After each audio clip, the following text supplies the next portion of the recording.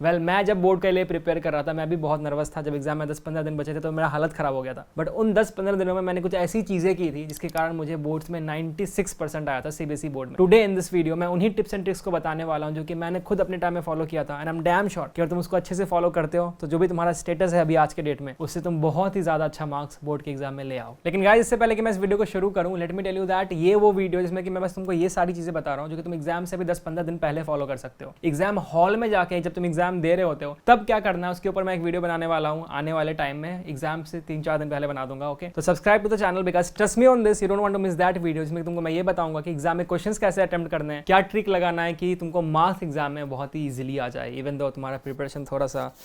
Subscribe to the channel for that. Now let's start this video right now. Exam में time बहुत कम बचा है, दुनिया जहान के बुक्स तुम्हारे पास अवेलेबल होंगे, बट तुमको क्या करना है पता है? तुमको एक बुक को अपना भगवान मान लेना है, वो है एनसीईआरटी। अगर सीबीएसई बोर्ड में तो एनसीईआरटी को इतना ज्यादा चार्ज जाओ कि तुमको सपने में भी ना एनसीईआरटी के पन्ने याद हो। अगर तुमको लगता है तुम्हारे पास पढ़ने का टाइम नहीं है, फिर तुमको पढ़ना बोरिंग लगता है, नींद आती है, तो एक बहुत ही अच्छा बुक है जिसका नाम है NCERT at your finger tips by MTG publication. उसमें क्या होता है ना, तुमको हर एनसीईआरटी के चैप्टर से 100 एमसीक्यू क्वेश्चन दिए होते हैं। तो अगर तुमको एनसीईआरटी पढ़ने का मन नहीं कर रहा है तो तुम उनके एक एक क्वेश्चन को गो थ्रू करो। उसमें एनसीईआरटी के हर एक लाइन से क्वेश्चन बनाया गया एमसीक्यू। तुम्हारा एनसीईआरटी का पूरा थ्योरी का रिवीजन बहुत अच्छे से जाता है। एटलीस्ट केमिस्ट्री का तो डेफिनेटली कर लेना, बहुत ज्यादा फायदा होगा। इसका ऑनलाइन पीडीएफ भी अवेलेबल है, please check out the link in the description. Number 2, time bound practice. तुम टेस्ट पेपर सॉल्व कर रहे होगे, मॉक टेस्ट दे रहे होगे, प्रीवियस ईयर क्वेश्चन सॉल्व कर रहे होंगे, बहुत अच्छी चीज है। बट तुम 3 घंटे में उसको देने का सोचते हो। बट द प्रॉब्लम है कि जब तुम एग्जाम में हॉल में बैठोगे ना तो तुम्हारा जो 3 घंटा होगा ना वो कम पड़ जाएगा। मुझे पता है तुम अभी घर पे 3 घंटे में इजीली सॉल्व कर लेते होगे, बट घर पे एक ऐसा फैक्टर है जो कि एग्जाम हॉल में नहीं है, वो है आराम, सुख, चैन, शांति, कोई प्रेशर नहीं है। बट एग्जाम हॉल में यही सारी चीजें आ जाती हैं। तो घर पे तुम प्रेशर क्रिएट तो नहीं कर सकते, तो उस प्रेशर का एक अल्टरनेटिव तुम क्रिएट करोगे। तुम क्या करोगे? तुम टाइम को कम कर दोगे। जहां एग्जाम हॉल में तुमको 3 घंटे में पेपर सॉल्व करना है, तुम घर के हर एक मॉक टेस्ट को 2.5 घंटे में सॉल्व करने की कोशिश करोगे। इनफैक्ट एक ऐसी चीज है तो कि तुम एग्जाम हॉल में भी अप्लाई कर सकते हो। जो एडिशनल हाफ आवर होंगे ना वो अच्छा है कि तुम्हारे फायदे में आ जाएगा। अगर कुछ क्वेश्चन नहीं बना तो उस हाफ आवर में लगा देना या तुम रिवीजन कर लेना अपने पेपर का। बट प्लीज हमेशा 2.5 घंटे में ही मॉक टेस्ट दो, 2.5 घंटे में ही प्रिपरेशन करो अभी घर पे, ताकि एग्जाम में तुम्हारा जो टाइम है वो हमेशा तुमको ज्यादा लगे, कम ना लगे। नेक्स्ट इज उल्टा पढ़ाई। ये कॉन्सेप्ट है जो कि मुझे किसी एक सीनियर ने बताया था जो कि मेरे कॉलेज के टॉपर थे। उनका ये कहना था ना कि जब एग्जाम बहुत नजदीक होता है ना तो कई बार ऐसा होता है कि तुमको पढ़ने का मन नहीं करता है। और ऐसे जनरली भी करता हो कि पढ़ने का मन तो ऐसे भी किसको करता है आज के डेट में, तुम्हारे ऐसे लौंडे देख के लग रहा है कि पढ़ने का मन नहीं कर रहा होगा। तो ऐसे केस में एक ट्रिक है जो कि मैं फॉलो करता था जब मेरा पढ़ने का मन नहीं करता, वो है उल्टा पढ़ाई। उसमें क्या करना होता है कि तुम पहले क्वेश्चन सॉल्व करते हो एंड क्वेश्चन के बेसिस पे तुम खुद से आंसर ढूंढने आते हो एंड उसके बेसिस में तुम्हारा रिवीजन हो जाता है। फॉर एग्जांपल अगर मान लो तुमको इलेक्ट्रोस्टैटिक्स रिवाइज करना है एंड तुमको पढ़ने का मन ही नहीं कर रहा इलेक्ट्रोस्टैटिक्स, तो तुमको कुछ करने की जरूरत नहीं भाई, थ्योरी वगैरह मत पढ़ो, डायरेक्टली क्वेश्चन प्रैक्टिस करने आ जाओ। जब तुमसे कोई क्वेश्चन नहीं बनेगा ना उसका सॉल्यूशन ढूंढने चले आना एंड उस सॉल्यूशन को ढूंढने के बहाने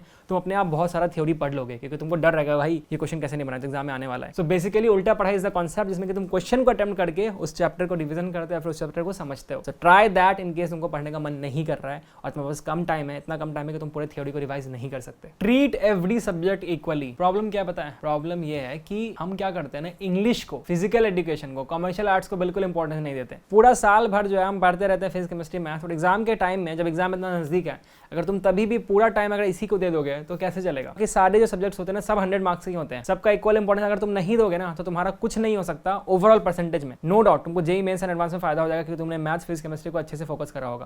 बट अगर तुमको बोर्ड्स में अच्छा परफॉर्म करना है then the only solution is कि तुमको इंग्लिश के नॉवेल्स भी पढ़ने होंगे, इंग्लिश का टेक्स्ट भी पढ़ना पड़ेगा एंड तभी तुम जाके पूरा अच्छा कर पाओगे ओवरऑल परसेंटेज के मामले में। तुम में से बहुत सारे लोग ऐसे होंगे जो कि बोलेंगे यार मुझे पूरा नॉवल पढ़ने का टाइम नहीं है यार, मुझे पूरे इतनी सारी कहानियां पढ़ने का टाइम नहीं है यार। ट्रस्ट मी, मेरा भी यही मेंटालिटी था एंड ट्रस्ट मी मैंने भी नहीं पढ़ा था novel, it's a truth. And मेरे इंग्लिश में मार्क्स है 95। कैसे किया मैंने? क्योंकि यार एक चीज तुमको समझना पड़ेगा कि इस दुनिया में जो है ना चीजें रिपीट होती है। तुमको बस बोर्ड्स का पिछला 10-15 साल का क्वेश्चन पेपर बनाना है। इंग्लिश में तो डेफिनेटली तुमको क्या करना है, नॉवल का समरी उठा के बस पढ़ लेना है। मेरे टाइम पे जो नॉवल था वो था द इनविजिबल मैन। मैंने द इनविजिबल मैन का मूवी देख लिया था, एक ब्लैक एंड व्हाइट मूवी आता था एंड साथ में मैंने उसका समरी पढ़ लिया था, हिंदी समरी। तो तुमको बस यही करना है कि तुम उनका समरी पढ़ लो जो भी चैप्टर्स है एंड उनके क्वेश्चंस का सॉल्यूशन देख लो उल्टा पढ़ाई करके। तो please don't be in a thing कि नहीं यार मैं इंग्लिश वगैरह को फोकस नहीं करूंगा। करोगे, अच्छे से करोगे तो अच्छे मार्क्स आएंगे। उल्टा पढ़ाई का सहारा लो एंड फोड़ दो उनमें भी। रिवीजन सबको ही करता है, सबको पता है रिवीजन करना होता है।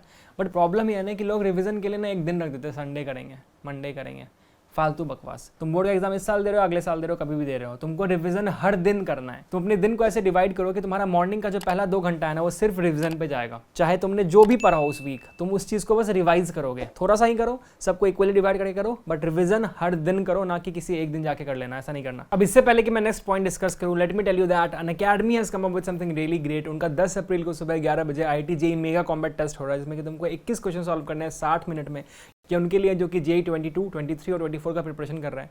एंड इसमें तुम अच्छा परफॉर्म करके बहुत सारे exciting prizes and gift hampers जीत सकते हो। इस टेस्ट के जो क्वेश्चंस है वो इंडिया के बेस्ट एजुकेटर्स ने बनाए हैं। तुम इसमें पार्टिसिपेट करके ये देख सकते हो कि तुम देश में कहाँ स्टैंड करते हो, एंड उसके अकॉर्डिंग अपने प्रिपरेशन को और भी अच्छा कर सकते हो। इसके साथ साथ 10 अप्रैल को ही शाम को 6 बजे अनअकैडमी का IIT JEE super 30 test series होने वाला है, जिसमें कि तुमको 15 क्वेश्चन सॉल्व करने होते हैं 30 मिनट में। ये टॉप क्वालिटी क्वेश्चन होते हैं, क्यूरेटेड बाय टॉप एजुकेटर्स। तुम्हारा फुल एंड फाइनल रिवीजन हो जाता है JEE 2022 का, और साथ में 50 लकी विनर्स को हर वीक सरप्राइज गिफ्ट्स मिलते हैं। इसके साथ साथ तुम अनअकैडमी पे IIT JEE PYQ test series भी ज्वाइन कर सकते हो, जिसमें कि तुम्हारा 2011 से लेकर 2020 तक के क्वेश्चंस के बेसिस पे तुम प्रैक्टिस करते हो टेस्ट देके। इसमें जो क्वेश्चंस होते हैं वो इस तरीके से ऑप्टिमाइज्ड होते हैं कि जिनका वेटेज ज्यादा होता है जनरली JEE एडवांस वगैरह में, उनको वो ज्यादा प्रायोरिटी देते हैं। इस टेस्ट की सबसे मस्त बात यह है ना कि इस टेस्ट के साथ एक रैंक प्रेडिक्टर इंटीग्रेटेड है। मतलब तुम्हारा मार्क्स कितना आता है इस टेस्ट में, उसके बेसिस पे तुम्हारा वो एग्जैक्ट रैंक क्या आ सकता है एक्चुअल वाले एग्जाम में, वो प्रेडिक्ट कर देता है। इसके साथ साथ it's a full length syllabus wise test series with high weightage topics and detailed explanation of each and every question is provided there. इस टेस्ट की सबसे मस्त बात यह है ना कि इस टेस्ट के साथ एक रैंक प्रेडिक्टर इंटीग्रेटेड है। इसमें जो क्वेश्चंस होते हैं वो इस तरीके से ऑप्टिमाइज्ड होते हैं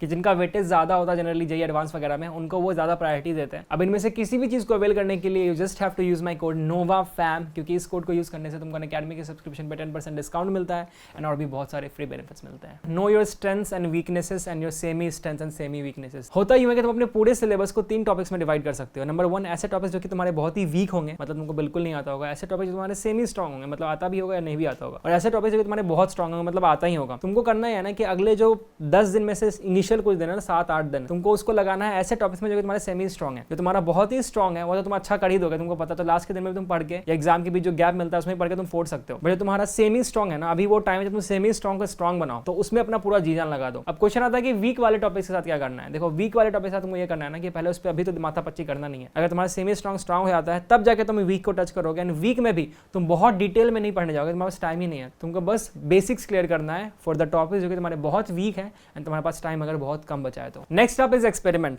जब तुम अभी आने वाले दिनों में मॉक टेस्ट दोगे घर पे बैठ के, तो तुमको एक चीज करना पड़ेगा कि तुमको अपना ऑर्डर डिसाइड करना पड़ेगा कि तुम किस क्वेश्चन को पहले अटेम्प्ट करते हो एग्जाम में। तो होता ही है कि बहुत तुम्हारे चैप्टर्स होंगे जो कि वीक होंगे, बहुत सारे चैप्टर्स होंगे जो कि स्ट्रॉन्ग होंगे, बहुत सारे ऐसे क्वेश्चंस होंगे जो कि तुम्हें बहुत इजीली सॉल्व कर पाते होगे तुम। फॉर एग्जांपल, बहुत लोगों का MCQ बहुत स्ट्रॉन्ग होता है, बहुत लोगों का ऐसा होता है कि वो 1 मार्क्स वाले इजीली कर पाते हैं, बहुत लोग ऐसा होता है जो कि सब्जेक्टिव में बहुत माहिर होते हैं। तो तुमको अपना डिसाइड करना होगा कि तुमको एग्जाम में पहले क्या अटेम्प्ट करना है। तुमको एग्जाम में एक ऑर्डर फॉलो करना है, वो ये है कि तुम्हारे लिए जो सबसे कंफर्टेबल वाला क्वेश्चन है, तुम्हारे लिए ऐसा क्वेश्चन जो कि तुमको बहुत अच्छे से आता है, तुमको पहले उन्हीं को सॉल्व करना है। अब किसी के लिए वो कुछ और हो सकता है, किसी के लिए कुछ और हो सकता है। तो यही चीज़ को तुमको आइडेंटिफाई करना है मॉक टेस्ट के दौरान, अलग अलग पैटर्न फॉलो करके कि तुम्हारे लिए वो कौन सा चैप्टर है जो कि ईजी है, तुम्हारे लिए कौन सा टाइप के क्वेश्चन है तुम्हारे लिए ईजी है, एंड उसी चीज़ को तुमको एग्जाम में रेप्लिकेट कर देना है। तो एक्सपेरिमेंट करो एंड उस चीज़ को एग्जाम में आके एग्जीक्यूट कर दो। Next is don't sit for a lot of test. Problem क्या होता है पता है कि लोगों को ये पता होता है कि यार मॉक टेस्ट देने से ना फायदा होता है, लोगों को पता होता है प्रीवियस ईयर सॉल्व करने से, एग्जाम का एकदम पैटर्न फॉलो करने से, टेस्ट देने से बहुत ज़्यादा फायदा होता है। बिल्कुल सच्चा फायदा होता है, बट एक लिमिट में। बहुत लोग क्या करने लगते हैं ना कि दिन रात सिर्फ टेस्ट ही देते रहते हैं। अगर तुम्हारे पास कोई चारा ही नहीं है कि यार मेरे पास टाइम बिल्कुल नहीं, मैंने बिल्कुल पढ़ाई नहीं की, मेरे पास उल्टा पढ़ाई सोल्यूशन है, टेस्ट देना ही सोल्यूशन है, तो डेफिनेटली करो। बट अगर तुम उन लोगों में से जिन्होंने पूरे चैप्टर से बहुत अच्छे से टाइम दिया था, तो तुम्हारा टारगेट ये होना चाहिए कि तुम टेस्ट में बहुत ज़्यादा टाइम स्पेंड ना करो, क्योंकि तुमको पता कि यार ये सारे क्वेश्चन मैंने हर बार बना रखे हैं, पिछले टेस्ट में भी बनाया, तो इस टेस्ट में भी मैं कर ही लूंगा, राइट। तुम्हारा टारगेट क्या है, तुम ऐसी चीज़ों का करो जो कि तुमको नहीं आता है, एंड वो तुम तभी कर पाओगे जब तुम पूरे थ्योरी को, पूरे टाइप के तुम्हारे जो तुमने स्टार मार्क कर रखा होगा, ये वाला क्वेश्चन टफ है, वाला इजी है, उसको गो थ्रू करोगे। सिर्फ टेस्ट करोगे, सेम क्वेश्चन रिपीट हो रहे, हर बार अच्छा नंबर आएगा, बट एग्जाम में क्या वही क्वेश्चन रिपीट होने वाला है? You never know. अच्छा आ गया तो किस्मत अच्छी रही, किस्मत अच्छी रही तो रिपीट हो जाएगा, और नहीं रही तो फिर नहीं आएगा, कुछ रैंडम टॉपिक से आ जाएगा जो कि तुम्हारे टेस्ट में नहीं आया था, तुम उसको छोड़ दोगे। तो इसीलिए वो जो रैंडम क्वेश्चन है जो कि तुम्हारे रैंडम कभी क्लास में सर ने कराया होगा, वो तुमको एग्जाम में सही करने के लिए तुमको अपना पुराना थ्योरी वगैरह रिवीजन करना होगा। जैसे मेरे केमिस्ट्री एग्जाम में क्या हुआ था ना कि मैंने इतना घटिया क्वेश्चन का आंसर गलत किया था, वो था ऑयल इन इमल्शन का एग्जाम्पल। ये सबसे इजी क्वेश्चन है दुनिया का सरफेस केमिस्ट्री का, एंड मेरे टीचर ने 1000 बार बोला था कि एग्जाम में आ सकता है, इसको पढ़ लेना।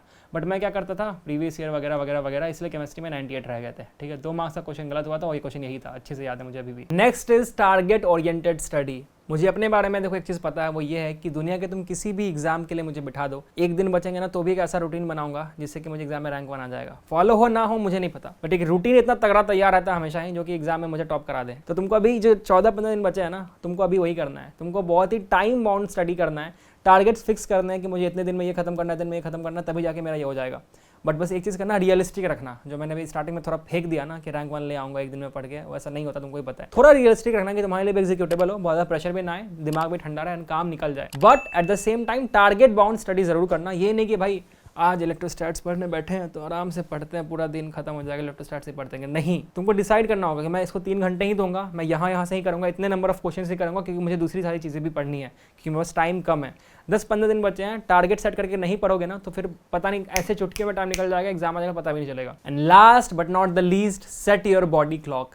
मुझे पता है कि तुम सब में से बहुत सारे ऐसे लोग होंगे जो कि दिन को पढ़ते होंगे, रात को पढ़ते होंगे, शाम को पढ़ते होंगे, दिन को सोते होंगे, कभी भी सो जाते होंगे, पता नहीं क्या करते होंगे। बट जब एग्जाम नजदीक होता है ना तो भाई तुमको ट्रेडिशनल मेथड ही फॉलो करना चाहिए, वो है रात को सोना, दिन को पढ़ना। द रीज़न इज कि तुम्हारे बॉडी की ना आदत पड़ जाती है एक चीज़ को करने की। ओके, अगर तुम हमेशा रात को सोओगे और दिन को पढ़ोगे तो वही चीज़ तुम फॉलो करोगे। अगर तुम रात को जगने लगोगे एंड दिन को सोने लगोगे तो तुमको होगा क्या कि तुम्हारा एग्जाम तो दिन को होता है, तो एग्जाम में तुम बहुत ही फटीग फील करोगे, तुमको नींद आएगी, तुम्हारा बॉडी पेन होगा एंड ऑल दैट। तो इन सब चीज़ों को अवॉइड करने के लिए मैं क्या करता था ना कि मुझे पता था कि मेरा एग्जाम का टाइम जो है बोर्ड का वो इतने से इतने बजे, तो उतने से उतने ही बजे उठ के मॉक टेस्ट दो, उसी टाइम पढ़ाई करो, ताकि तुम्हारे बॉडी को अगले 10-15 दिन में आदत पड़ जाए कि हाँ भाई इस टाइम में मुझे अपना माइंड फ्रेश रखना है, दिमाग भी बहुत तेज चलेगा एंड तुम बिल्कुल भी कोई भी गलती नहीं करोगे। जस्ट इमेजिन करो तुमने 2 साल एक चीज़ के लिए पढ़ाई की कि बोर्ड्स में फोड़ेंगे एंड एग्जाम में खराब मार्क्स क्यों आ रहा है, क्योंकि नींद आ रहा था। All the best for your board exams, trust me on this कि जिंदगी में बहुत सारी अच्छी चीज़ें होने वाली है। नो मैटर तुम्हारा बोर्ड का एग्जाम बहुत अच्छा आता है, बहुत खराब जाता है, तुम्हारा जिंदगी डिपेंड करता है उस पर। बट ऐसा नहीं कि अगर उसमें खराब हो गया तो जिंदगी में बहुत कुछ अब कर ही नहीं पाएंगे। बहुत सारे लोग हैं जो कि कम मार्क्स ला के बहुत अच्छा कर देते हैं, बहुत सारे ऐसे लोग हैं जो कि बहुत ला के भी कुछ नहीं कर पाते हैं, ठीक है। तो don't let this exam decide your future, but या यू डेफिनेटली डिसाइड कि तुमको एग्जाम में कितना आना है, उसके लिए तुमको ये 10 टिप्स फॉलो करने पड़ेंगे। इसके साथ साथ make sure to subscribe to the channel, क्योंकि एग्जाम से बस 2-3 दिन पहले मैं एक ऐसा वीडियो डालूंगा इसमें मैं ये बताने वाला हूँ कि एग्जाम हॉल में जाके तुमको क्या सारी चीज़ें करनी है जिससे तुम एग्जाम में फाड़ सकते हो। वो वीडियो बहुत ही इंपॉर्टेंट वीडियो होने वाली है, तो please subscribe to the channel because you don't want to miss that video. See you in that video.